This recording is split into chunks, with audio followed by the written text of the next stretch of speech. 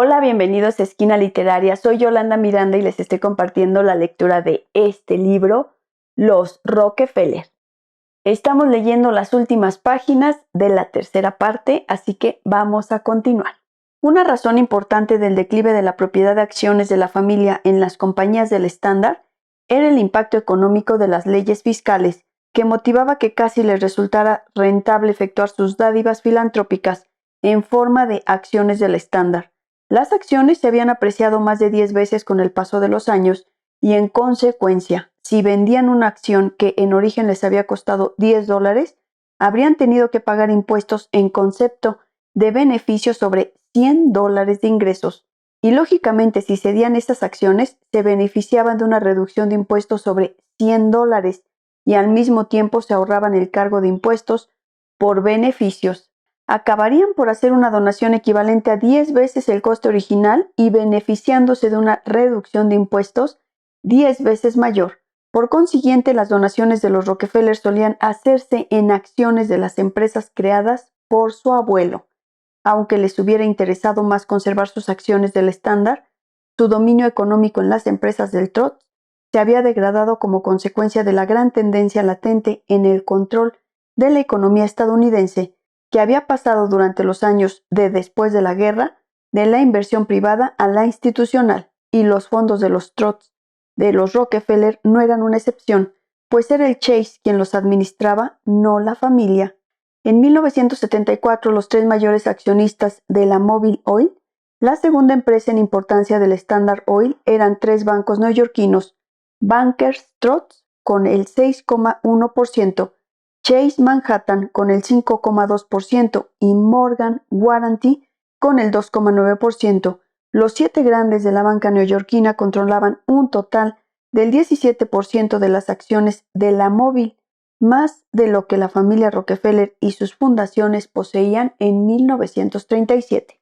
Las revelaciones de Nelson hicieron añicos el mito de la megafortuna familiar y sus amplios resortes de poder. Sin embargo, la cuestión estribaba, no como él implicaba, en que careciesen del poder que se les atribuía, sino en que ese poder dimanaba de otras esferas. Su naturaleza era mucho más potente y compleja de la que denotaban los bienes netos.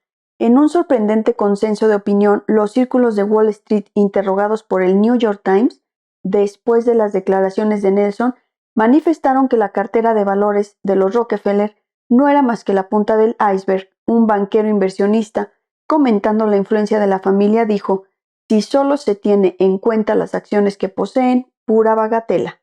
Pero las cosas como son. Los Rockefeller son los Rockefeller».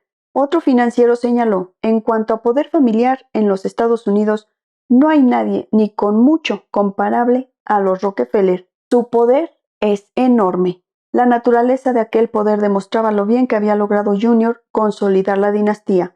No procedía del dinero, sino de la singular red de instituciones y asociaciones a nombre de la familia que se habían iniciado en el sector económico, pero que ahora se extendían a los ámbitos político, cultural e intelectual de la empresa nacional.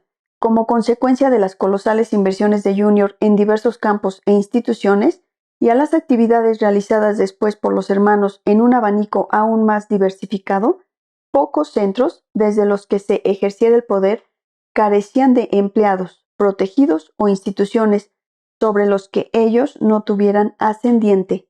Hasta la Fundación Rockefeller, en la que ya no eran hegemónicos, la dirigían hombres en cuyo nombramiento habían tenido ellos algo que ver y que por su situación se sentían profundamente obligados para con la familia. Si la tendencia nacional latente era el desplazamiento del poder de los particulares a las instituciones, la dinastía que Junior había fundado estaba bien trabada en las redes que monopolizan ese poder y procuraban a los hermanos una influencia sin igual en los asuntos internacionales. Los Mellon y unas cuantas familias más podían ser más ricos, pero entre la poderosa élite que se hacía oír en Wall Street y en Washington, los Rockefeller eran únicos. Sin embargo, ningún miembro de la Comisión de Reglamentación del Senado podía o quería rasgar el velo.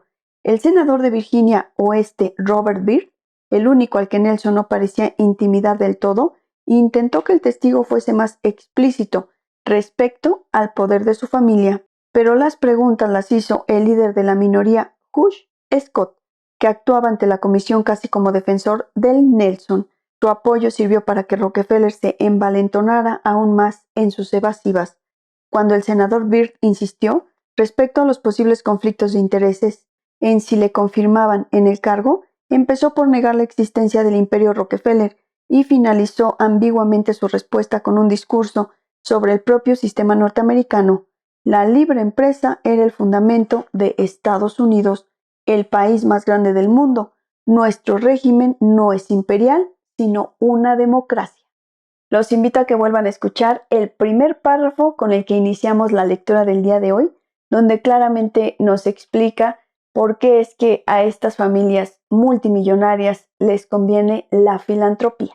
Los espero en el próximo video, ya estamos terminando esta tercera parte. Muchas gracias por escuchar.